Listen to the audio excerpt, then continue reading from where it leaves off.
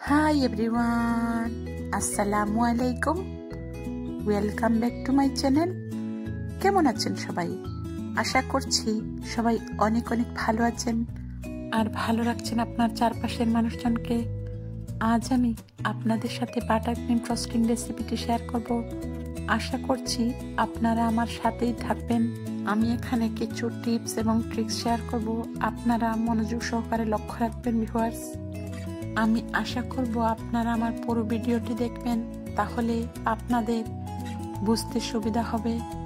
So my lovely viewers, আমার চ্যানেলে যারা নতুন, প্লিজ আমার চ্যানেলটি সাবস্ক্রাইব করে নেবেন আর নোটিফিকেশন বেলটি অন করে দিবেন পরবর্তী আপডেট পাওয়ার জন্য।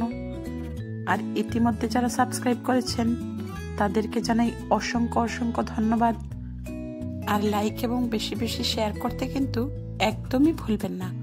তাহলে দেখে নেই এই বাটার ক্রিম ফ্রস্টিং তৈরি করতে আমার কি কি লাগছে। আমি নিয়েছি বাটার ক্রিম 180 গ্রাম, আর নিয়েছি আইসিং সুগার 1 কাপ। চিনিটা আপনাদের টেস্ট অনুযায়ী বাড়িয়ে কিংবা কমিয়ে দিতে পারবেন। নিয়েছি ঠান্ডা লিকুইড দুধ 1/4 কাপ, আর নিয়েছি চকলেট এসেন্স। আপনারা লক্ষ্য রাখবেন, বাটার কিন্তু ফ্রিজ থেকে বের করে সাথে সাথে ফ্রস্টিং তৈরি করা যাবে না। 2 থেকে 3 ঘন্টা আগে বের করে নিতে হবে। তারপর একটু মেল্ট হয়ে গেলে ক্রিমটা তৈরি করতে হবে। দেখুন ভিউয়ার্স, আমার বাটারটা মেল্ট হয়ে গেছে, তবে লক্ষ্য রাখবেন যেন বাটার থেকে তেল ছেড়ে না দেয়। আমি প্রথমে হাই স্পিডে বিট করে নিচ্ছি। আমি এভাবে 7 থেকে 8 মিনিট বিট করে নিব। আপনারা লক্ষ্য রাখুন, আস্তে আস্তে করে বাটারের কালারটা সাদা হতে শুরু করেছে। আমি এভাবে 7 থেকে 8 মিনিট হাই স্পিডে বিট করে নিব। দেখুন ভিউয়ার্স, আস্তে আস্তে আমার বাটারটি ক্রিমি টেক্সচারে চলে আসতেছে। আপনারা প্রতিটি স্টেপ লক্ষ্য রাখুন। এবারে আমি 7 মিনিট হয়ে গেলে বাটারটা স্প্যাচুলা দিয়ে মাঝখানে এনে দিচ্ছি। আবারও আমি বিট করে নিব লো স্পিডে। দেখুন ভিউয়ার্স, কতটা ক্রিমি টেক্সচারে চলে এসেছে আমার বাটারটি। এবারে আমি দিয়ে দিচ্ছি 1/4 কাপ আইসিং সুগার। আমি লো স্পিডে বিট করে নিব, যাতে করে আইসিং সুগারটা ছড়িয়ে পড়তে না পারে। আমি অল্প অল্প করে আইসিং সুগার দিতে থাকবো এবং লো স্পিডে বিট করতে থাকবো। কতটা আইসিং সুগার লাগবে আমি আপনাদেরকে বলে দিব ভিউয়ার্স। আপনারা প্রতিটি স্টেপ লক্ষ্য রাখুন, তাহলে আপনাদের বাটার ক্রিম ঠিক এরকমই আমার মতো স্মুথ হবে। এবারে দিয়ে দিলাম 1 টেবিল চামচ লিকুইড দুধ। আমি এখানে ঠান্ডা লিকুইড দুধ ব্যবহার করেছি। আবারও বিট করে নিচ্ছি, আপনারা দেখতে থাকুন। এবারে আমি আবারও দিয়ে দিচ্ছি আইসিং সুগার।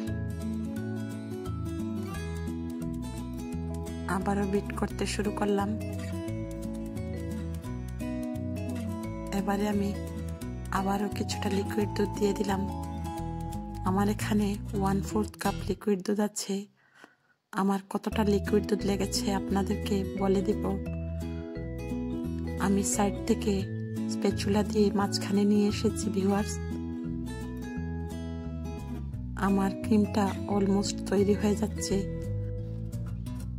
এবারে আমি আবারও দিয়ে দিব 2 টেবিল চামচ লিকুইড দুধ।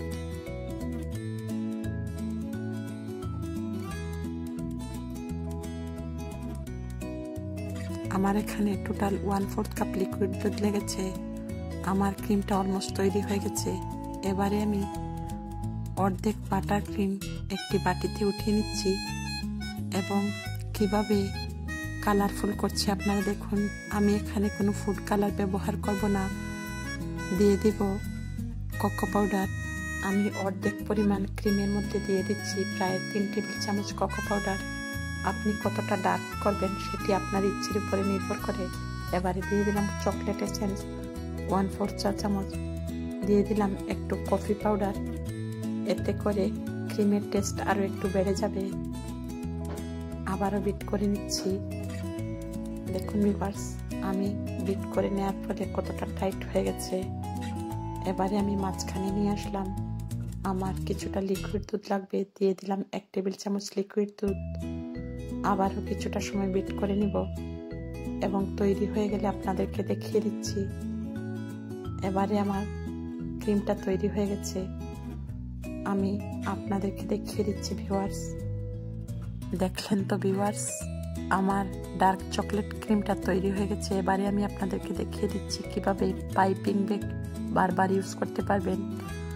আমি র্যাপিং এর মধ্যে ক্রিমটাকে মুড়িয়ে নিচ্ছি, আপনারা লক্ষ্য রাখুন। মুড়ানো হয়ে গেলে আমি দুই সাইড একটু চেপে চেপে মুড়িয়ে নিচ্ছি। তারপরে আমার পছন্দ মতো পাইপিং ব্যাগের নজেল ঢুকিয়ে দিলাম। ঢুকানো হয়ে গেলে আমি ক্রিমটা ঢুকিয়ে দিচ্ছি, আপনারা লক্ষ্য রাখুন ভিউয়ার্স। এবারে আমি ক্রিমটা দেখিয়ে দিচ্ছি আপনাদেরকে কতটা স্মুথ হয়েছে। দেখুন আমার পাইপিং ব্যাগটা অলমোস্ট পরিষ্কার আছে। এভাবে আমি বাকি ক্রিমটাও পাইপিং ব্যাগে ঢুকিয়ে নিব। দেখুন ভিউয়ার্স, সাদা ক্রিমের মধ্যে আমি যেগুলো ফুল উঠিয়েছিলাম সেগুলো মিশিয়ে নিচ্ছি সুন্দর একটা কালার আনার জন্য। ভালোভাবে মেশানো হয়ে গেলে আপনাদেরকে দেখিয়ে দিব। দেখুন ভিউয়ার্স, কতটা মিষ্টি একটা কালার চলে এসেছে। এবারে আমি বাকি ক্রিমগুলো পাইপিং ব্যাগে একইভাবে অন্য একটি নজল দিয়ে ঢুকিয়ে নিচ্ছি এবং মুখের সামনাটা আমি কেটে নিলাম। কত সহজে পাইপিং ব্যাগ বাছিয়ে আমি ক্রিমটা ঢুকিয়ে নিলাম। এভাবে যদি আপনি প্রথমে র্যাপ করে পাইপিং ব্যাগে ঢুকিয়ে নেন তাহলে এই পাইপিং ব্যাগটা বারবার ইউজ করতে পারবেন। সো ভিউয়ার্স, আমার প্রতিটি স্টেপ লক্ষ্য রাখুন, তাহলে আপনাদের পাইপিং ব্যাগ এরকমই বারবার ইউজ করতে পারবেন। এরকম নিত্য নতুন রেসিপি পেতে আমার চ্যানেলের সঙ্গেই থাকুন। দেখা হবে পরবর্তী কোনো রেসিপিতে। সে পর্যন্ত সবাই ভালো থাকবেন, সুস্থ থাকবেন আর আমাকে এগিয়ে নিয়ে যেতে আমার চ্যানেলের সঙ্গেই থাকবেন। দেখা হবে পরবর্তী কোনো রেসিপিতে। সে পর্যন্ত বিদায় নিচ্ছি। আল্লাহ হাফেজ।